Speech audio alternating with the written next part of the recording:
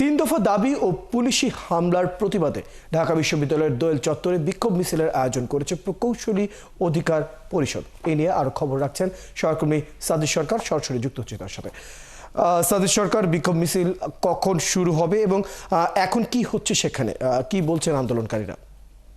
ফয়সাল, যেহেতু 11:30টায় তাদের আজকে নির্ধারিত সময় দেয়া ছিল এবং সেই নির্ধারিত সময়ে তারা বুয়েটে যে শহীদ মিনার রয়েছে সেই শহীদ মিনার থেকে মিছিল নিয়ে প্রথমে তারা কেন্দ্রীয় শহীদ মিনার যাবেন, সেখান থেকে দোয়েল চত্বরে গিয়ে মিলিত হবেন। এবং দোয়েল চত্বরে শুধুমাত্র বুয়েট নয়, সেখানে ঢাকা বিশ্ববিদ্যালয়ে শিক্ষার্থী সহ অন্যান্য যে ইঞ্জিনিয়ারিং বিশ্ববিদ্যালয় রয়েছে সেই সমস্ত বিশ্ববিদ্যালয়ের শিক্ষার্থীরা এসেও দোয়েল চত্বরে মিলিত হবে। এরপর তাদের কর্মসূচি, সেখান থেকে তারা মিছিল নিয়ে তাদের যে 3 দফা দাবি, সেই 3 দফা দাবি বাস্তবায়নের উদ্দেশ্যে তারা কিন্তু মিছিল নিয়ে প্রথমে মৎস্য ভবন, এরপর প্রেস ক্লাবে গিয়ে সেখানে গিয়ে তারা বক্তব্য দিবে।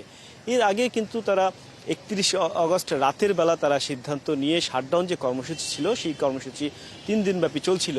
পরবর্তীতে সেই শাটডাউন কর্মসূচি 31 আগস্ট তারা বন্ধ করে দিয়ে নিয়মতান্ত্রিক আন্দোলনের ঘোষণা দেয়। কিন্তু সেই নিয়মতান্ত্রিক আন্দোলনে যখন তারা আসলে এই 3 দফা বাস্তবায়ন করতে ব্যর্থ হয়েছেন, এর প্রেক্ষিতেই কিন্তু আজকে তারা এই বৃহত্তর সমাবেশ মিছিলের আয়োজন করেছে। এবং এই মিছিলে তারা হুঁশিয়ারি দিয়েছেন যে তাদের যে আন্দোলন 3 দফা দাবি, সেই দাবি যদি আসলে না মানা হয় তাহলে কিন্তু তারা বৃহত্তর আন্দোলনের দিকে যাবেন।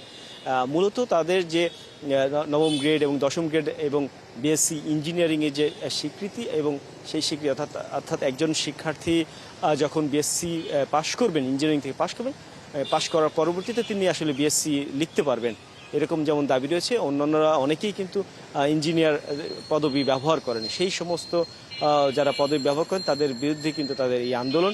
এবং সেই আন্দোলন কর্মসূচি হয়তো আমরা 11:30 নাগাদ দেখতে পারবো। তারা কেন্দ্রীয় শহীদ মিনারে গিয়ে উপস্থিত হবেন এবং প্রথমে কিন্তু বুয়েট ক্যাম্পাস থেকে বের হয়ে তারা তাদের যে শহীদ মিনার রয়েছে সেই শহীদ মিনারে সেখান থেকেই তারা এই আন্দোলন শুরু করবেন।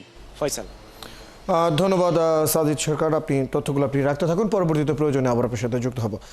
দর্শক, আমাদের সাথে যুক্ত ছিলেন আমাদের সহকর্মী সাদিদ সরকার। ঢাকা বিশ্ববিদ্যালয়ের দোয়েল চত্বরে যে বিক্ষোভ মিছিল আয়োজন করেছে প্রকৌশলী অধিকার পরিষদ, সে বিষয়ে সর্বশেষ খবর জানছিলাম।